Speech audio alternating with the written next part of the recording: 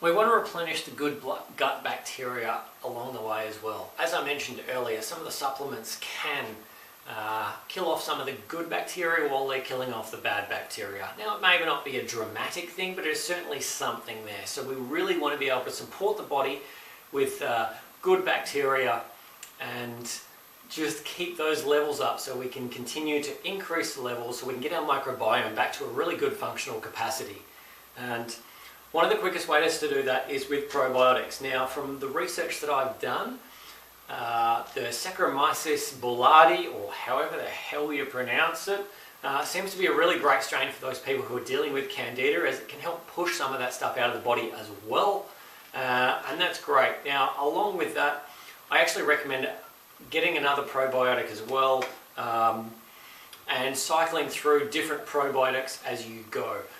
Just so your body can get all these different strains in there, because the more different strains of probiotics we have in there, the better our microbiome is going to be, and the better we're going to be able to digest food, break stuff down, and keep the nasties at bay.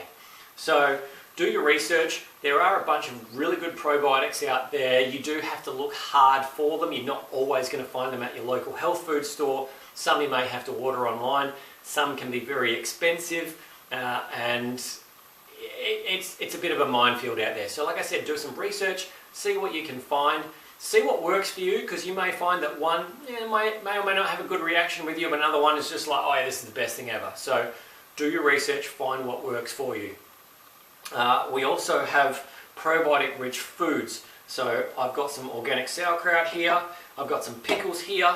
One of the things to be wary of with these things is making sure they don't have anything in there that is going to aggravate you. So we spoke about an elimination diet earlier. The elimination diet eliminates some yeast products, okay?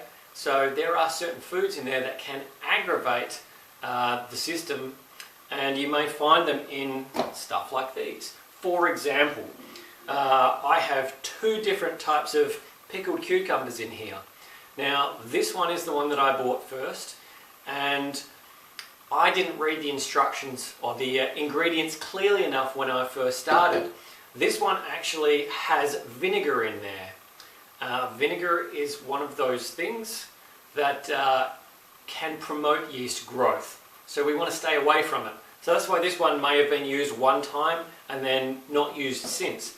Whereas this one is water and salt, rather than using a vinegar in there, okay? So this one is going to be far better for me than this, because this could potentially feed the bacteria, the fungus, the yeast, and this one is possible to support it too.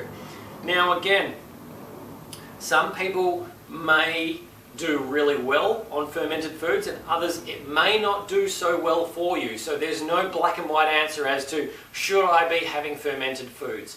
Even with these fermented foods, I have tested them myself. I have cut them out for certain times just to see if it was causing a reaction and reintroduce them.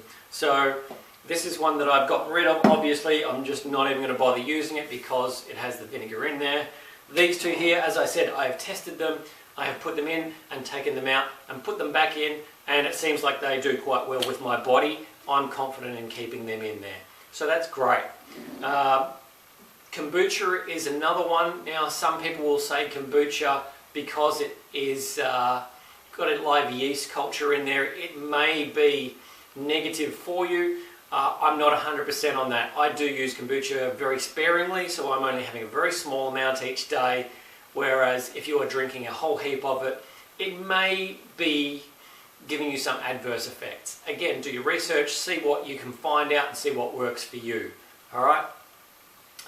Moving on from there, we now talk about prebiotics. Now, prebiotics help to feed the good bacteria. So I have psyllium husk in here. You'll find some of these ingredients could be in a lot of different mixes that you get. But psyllium husk is one that helps to feed the probiotics, which helps them to multiply, which is something else we want. Other good sources of prebiotics are quality fruits and vegetables. You want them to get all the way through the digestive system so then they can feed this good bacteria and leave your body in an abundance of the good bacteria, in a healing state, so it can do more of the work on killing off the nasty stuff yourself and leaving you feeling a whole lot better. So make sure you're getting some probiotics in there, make sure your prebiotics are good quality and that you are feeding the probiotics or the good bacteria inside you already, and that'll help you leave you feeling good too.